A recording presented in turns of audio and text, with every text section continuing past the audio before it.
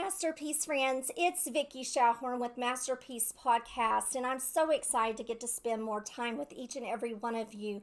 Thank you for listening in. It is always such a blessing to share time. Today, we're going to focus on a topic that I believe needs much more attention and focus. We're going to talk about who versus what. Now, stay tuned and I'll explain.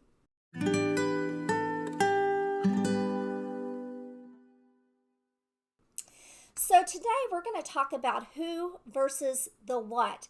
You know, I don't know where this video meets you in your life. I don't know if you're in high school planning for that next level of life, or maybe you're in college planning for that next level of life, or maybe you have a family and children and you're way beyond that.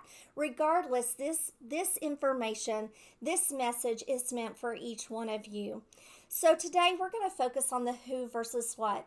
You know, most of us, and I bet all of you listening in could probably relate to this, but most of us, even as young as we can possibly remember, we have thought about what we want to become in this world, what we want to do with our life, right? Whether we want to be a policeman, a fireman, a teacher, a nurse, a doctor, a stay-at-home mom, whatever it might be, we have spent time and attention focused on what we want to become in this lifetime, right? And many of us have devoted years of studying, right? Years of hard work, learning a trade or learning a skill or getting a degree, right? In that field that we wanted to focus time and attention on. And we've spent money earning that, right? To learn what it is that we wanted to get good at, right? But today I want us to flip that around, and I want us to put more time and attentional effort into focusing on who we want to become in this lifetime versus what we want to become. Now, there's nothing wrong with focusing on your career, absolutely, but it is more important about the person that you become in this lifetime than the what you become. So today I want to ask you guys a question. If I were to go to your best friend and say, hey, describe your best friend to me, how would they describe you? Would they say that you're loving and you're kind and you're generous and you're compassionate, forgiving? How would they describe you? That's the who that we want to focus on. That's the importance that we want to put on that, because who you become is what's going to make the greater impact in the world around you.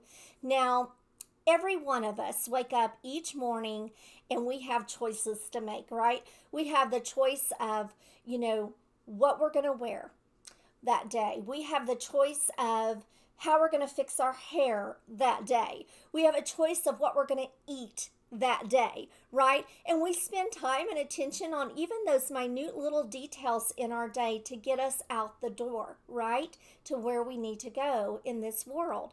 But I want to ask you, when you get up in the morning and you look in that mirror, are you asking yourself, how am I going to treat people today? How am I going to make people feel when they're around me today? What is my attitude going to be like? And how can I be more like Christ in my world? Are you asking yourself those questions? Are you spending time thinking ahead of how you're going to respond to the different situations? Because we all have them, right? Circumstances hit us, life comes at us, and if we've made the decision ahead of time of how we're going to respond, it's going to be much easier going into that situation with an attitude that is more positive and more reflective of who you want to become. Because truly, when you react, your reactive state in a situation, honestly, is what shows who you truly are. So our choices that we make every single day are so important to who we truly are within our own heart. Now, the word character, if you were to look up that word, simply says that it's a distinctive trait. Okay, it's a distinctive trait or a behavior that's typical of a person. So what traits, what character traits do you want to be distinctive about you, that you want your best friend to describe you as, that you want to be your typical form of behavior? How would that friend describe you? Because that is our character, right? We want to spend more time on the who versus the what. Can others see Jesus through you, even through adversity, even through the most difficult of times? Can they see your patience, right, in times that it's needed? Can they see your kindness in times that it's needed? Can others see Jesus through you? Do you do the right thing because you love God? Do you do the right thing when no one else is looking? Do you do the right thing simply because it's just the right thing to do? How you do things all starts with your heart. Is your heart in the right place? All character traits stem from your heart. And when your heart is in the right place, those character traits are going to be a part of the who that you want to become. That's the most important thing that you can focus on is your heart. What you're putting into your heart is what will pour out in times when you need it, that show who you truly are in times of disruption in your life or in times of difficulty in your life. What comes out of your heart is truly who you are. So we must focus on protecting our heart from being bitter and being more forgiving in every situation, right? Becoming better versus bitter.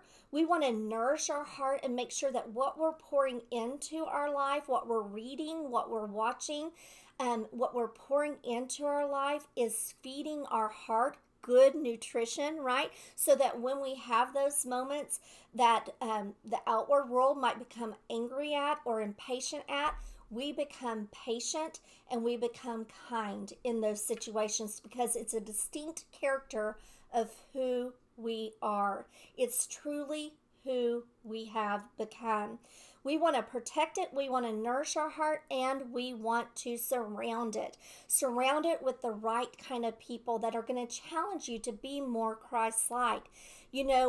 From as long as I can remember, I've heard it said that who you hang around is who you will become. You can put 5 people around you and determine how you're going to what your outcome is going to be, right? Who you're going to become is who you're hanging around. So who are you hanging around? Are you hanging around people that have strong character, high morals, good values? Who are you hanging around? And surround your heart with those type of people. Because once again, what you pour into your heart is what will spill out when it's needed most to be a reflection of your good character, of the person you want to become. So I want to challenge you all to do exactly that, to take some time to protect your heart.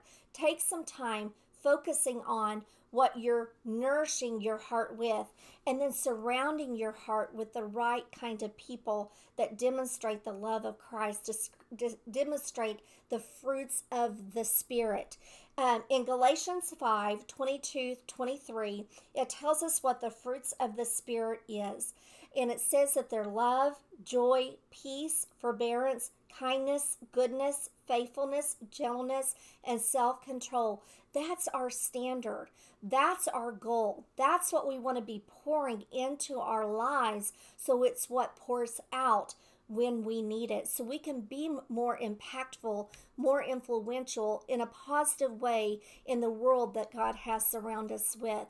We have a plan. We have a purpose that God has given every single one of us. We know that because we are His masterpiece, right? And He has created a plan and a purpose for each and every one of us. But He wants us to do it with a loving, kind, compassionate heart as a reflection of His image. And I want to challenge you today to be more intentional, to be more purposeful, no matter your age, no matter your stage of life. We can do that today. We can take hold of our life and hone in on who we want to become and focus on that more intently than maybe we ever have before, and let the fruits of the Spirit be evident in our life.